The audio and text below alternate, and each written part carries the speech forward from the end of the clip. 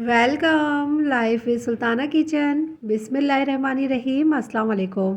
आज मैं बना रही हूँ बहुत ही मज़ेदार और बहुत ही क्विक पोटैटो ब्रेड स्टिक। बहुत ही ज़बरदस्त रेसिपी है, आप लोगों के लिए लेकर आई हूँ। बहुत ही आसान है और लंच बॉक्स के लिए बहुत ही बेहतरीन है। हाइटी पार्टी के लिए बहुत ही ज़बरदस्त आइडिया है।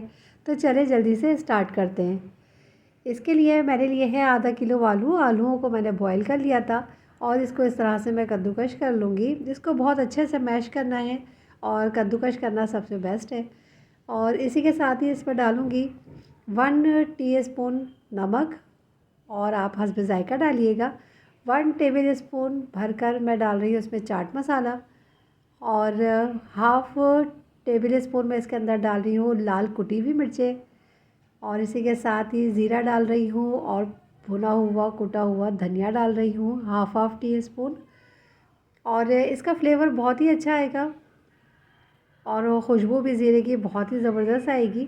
इसी के साथ ही इसके अंदर मैं डाल रही हूँ हरा धनिया 3 टेबल स्पून के करीब। और इसी के साथ ही अब मैं इसको करूँगी बहुत अच्छी तरीके से मिक्स। तमाम इंग्रेडिएंट्स की लिस्ट डिस्क्रिप्शन बॉक्स में आपको मिल जाएगी और आप वहाँ से भी चेक कर सकते हैं।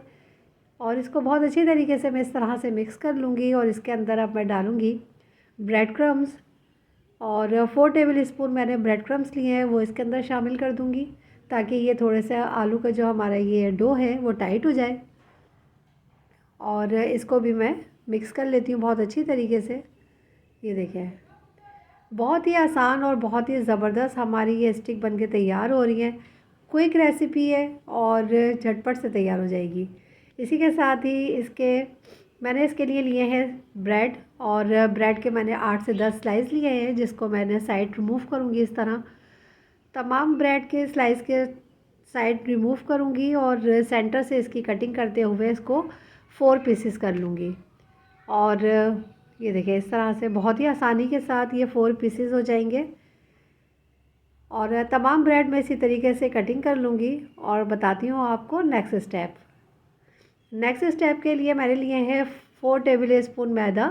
इसके अंदर डाला है मैंने थोड़ा सा नमक, थोड़ी सी काली मिर्चें और थोड़ा सा हरा धनिया चॉप कर और इसमें मैं पानी डालूँगी और पानी में थोड़ा थोड़ा करके शामिल करूँगी और इसका एक लिक्विड अच्छा सा लिक्विड बना लूँगी।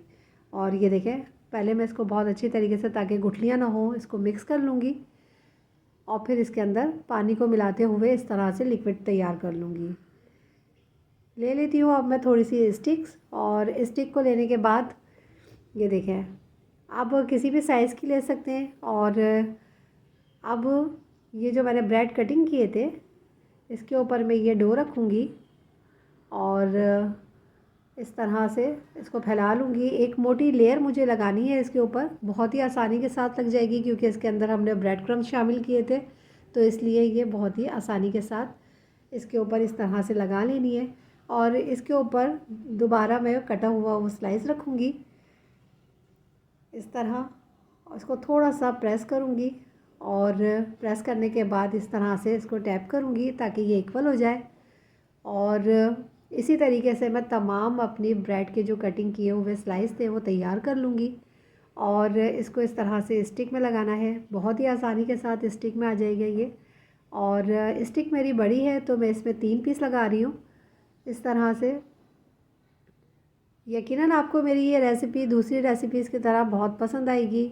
ज़रूर आप इसको ट्राई कीजिएगा और मुझे ज़रूर बताइएगा कि आपको मेरी ये रेसिपी कैसी लगी। और शाम की चाय के लिए, हाइटी पार्टी के लिए, लंच बॉक्स के लिए बहुत ही बेहतरीन है।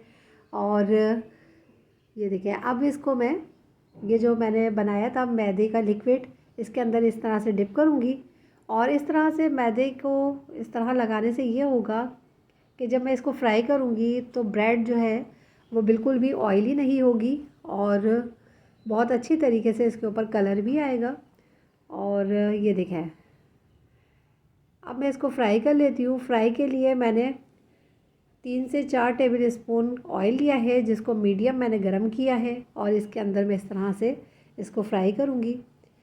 आपके पैन में जितने आपकी स्टिक आ जाए आप इतनी रख लीजिएगा।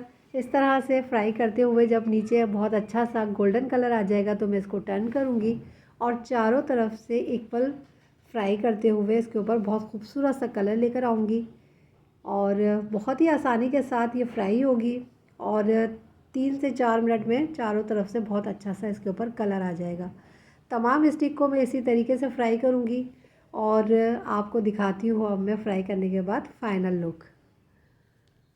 واؤ، یہ دیکھیں کس قدر مزیدار اور کس قدر اچھے کلر کے ساتھ ہماری یہ اسٹک تیار ہوئی ہیں۔ بہت ہی جھٹپٹ سے یہ تیار ہو گئی ہیں، اور بالکل بھی آئلی بھی نہیں ہے، اور اس کی جو اسٹفنگ ہے وہ بہت ہی مزیدار ہے۔ یقیناً آپ لوگوں کو بہت پسند آئے گی، کیچپ کے ساتھ، چٹنی کے ساتھ بہت ہی مزیدار لگے گی۔ ضرور ٹرائی کیجیے گا، کمنٹس میں مجھے ضرور بتائیے گا اپنا فیڈ بیک، اور دعاؤں میں عامر کو، مجھے اور میرے ملک پاکستان کو یاد رکھیے گا۔ اپنا بہت سا خیال رکھیے گا۔ ملوں گی انشاءاللہ ایک اور بہت ہی مزیدار اور بہت ہی ہیلدی ریسیپی کے ساتھ۔ اوکے، اللہ حافظ۔